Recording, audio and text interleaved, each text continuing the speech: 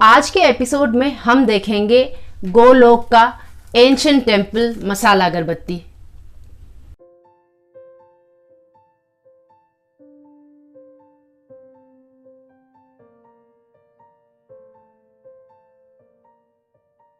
आप सबको डॉली झा का प्यार भरा नमस्कार और ओम धूप शो के इस एपिसोड में आपका हार्दिक स्वागत है।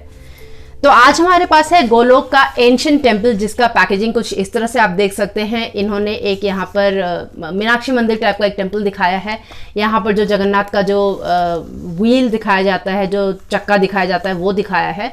तो ये कुछ इस तरह से दिखाया है इन्होंने। ओवरऑल एक फील जो है वो एक प्राचीन मंदिर का है, जैसा कि नाम से भी पता चल रहा है एंशिएंट टेम्पल।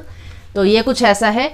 इसका ब्रांडिंग दोनों ही तरफ इंग्लिश में ही है और दोनों तरफ सेम है। इसके दोनों ओपनिंग में इस तरह से एंशिएंट टेम्पल लिखा हुआ है। एक तरफ इसमें बहुत सारे लोगोस हैं और इनका स्कैनिंग कोड है, जो कि कुछ इस तरह से है। एक तरफ इनका कस्टमर केयर नंबर है, एड्रेस वगैरह है और लिखते हैं ये 100 ग्राम अगरबत्ती है 100 रुपये का। तो ये कुछ इस तरह से है। ये डायरेक्टली मैंने गोलोक के उनका एक कस्टमर केयर नंबर है, वहाँ से लिया था। वो हम आपको डिस्क्रिप्शन बॉक्स में दे देंगे, वो आप देख लीजिएगा और आप वहाँ उनसे ऑर्डर कर सकते हैं।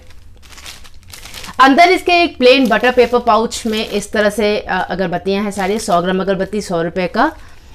और अंदर जो हम देखते हैं वो एक ब्राउन कलर का हैंड रोल्ड अगरबत्ती है और इसमें वाइट कलर का बैम्बू कोर है। एक 9 इंच का अगरबत्ती है, नॉर्मल एक 9 इंच का अगरबत्ती है, भूरे रंग का, और काफ़ी मसाला है इसके ऊपर में। जो इसका टॉप नोट है, यानी कि जब ठंडे अगरबत्ती की हम खुशबू लेते हैं तो इसमें बहुत ज़्यादा कोई खुशबू नहीं है। थोड़ा सा हल्का सा लकड़ी का सा खुशबू है और सूखी हुई लकड़ी का वो खुशबू है इसमें। उसके अलावा इसमें और कोई खुशबू नहीं है। तो अब हम इसे प्रज्वलित करके देखते हैं कि जब ये जीवंत होगा तो ये किस तरह का खुशबू हमारे घर में देगा। तो आइए अब हम इसे प्रज्वलित करते हैं। तो ये है हमारा एंशिएंट टेम्पल का मसाला अगरबत्ती, जो इसका कि बहुत ही मध्यम सा खुशबू है।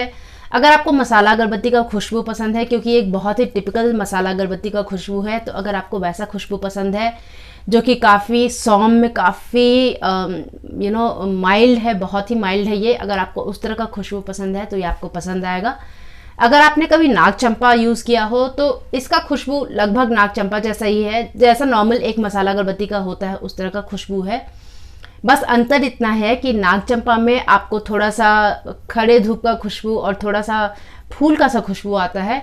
इसमें हमें खड़े धूप के साथ सूखी हुई लकड़ी का खुशबू आता है। तो अगर आपको उस तरह का लकड़ी का सा खुशबू पसंद है तो ये आपको बहुत पसंद आएगा। और क्योंकि एक 9 इंच का अगरबत्ती है तो ये 40-45 मिनट तक लगभग चलता है। और इसका डिफ्यूजन रिलेटिवली अच्छा है, क्योंकि हम जैसे एक 30 गज के घर में रहते हैं, 1 BHK है मेरा, तो मेरे पूरे घर में अगर जब हम इसे अपने पूजा स्थान पर चलाते हैं तो पूरे घर में इसका खुशबू होता है। और अगर इसके रिटेंशन की बात करें, यानी कि खुशबू जब एक बार अगरबत्ती ख़त्म हो जाए उसके बाद खुशबू कितने देर तक घर में बसा रहता है, तो ये लगभग 3 से 4 घंटे तक बसा रहता है। तो अगर आपको उस तरह का कोई अगरबत्ती पसंद है जो कि सौम्य है, मध्यम है, जिसका फैलाव बहुत ज़्यादा नहीं है और जो बहुत बहुत देर तक नहीं टिकता है, थोड़ा सा हल्का सा वुडन सा स्मेल है, थोड़ा सा मसाला अगरबत्ती का जो एक टिपिकल स्मेल होता है वो है, तो अगर आपको वैसा कोई अगरबत्ती पसंद है तो आप इसे एक बार ट्राई करना चाहेंगे। इसका खुशबू हमको काफ़ी पसंद है, तो इसीलिए हम इसको 3 स्टार देना चाहेंगे। तो ये है गोलोक का एंशिएंट टेम्पल। अब पिछले से पिछले क्विज में हमने आपसे पूछा था कि अगरबत्ती में किस तरह का कोयला का प्रयोग होता है, तो गलती से मैंने आपसे ये बताया था कि ये एक्टिवेटेड चारकोल होता है। एक्चुअली वो एक्टिवेटेड चारकोल नहीं, वो वुडन चारकोल होता है। So instead of saying stone charcoal, stone charcoal नहीं होता है, वुडन चारकोल होता है। मैंने आपसे कहा था एक्टिवेटेड चारकोल होता है।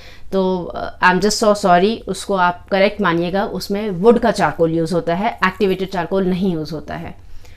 पिछले एपिसोड में हमने आपसे पूछा था कि किस तरह का लकड़ी जो है ज़्यादातर अगरबत्तियों में बेस के रूप में काम होता है, तो वो है बबूल की पेड़ का लकड़ी। क्योंकि बबूल का पेड़ जो है वो काफ़ी ईजिली अवेलेबल होता है और आसानी से मिल जाता है।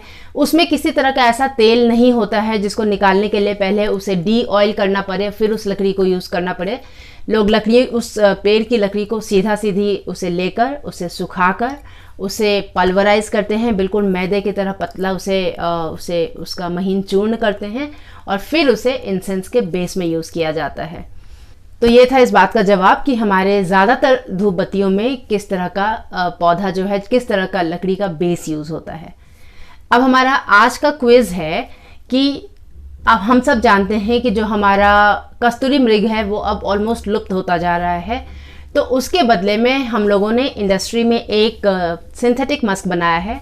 तो उस सिंथेटिक मस्क यानी कि उस कृत्रिम मस्क का, उस कृत्रिम कस्तूरी का नाम क्या है, ये आप हमें बताइए।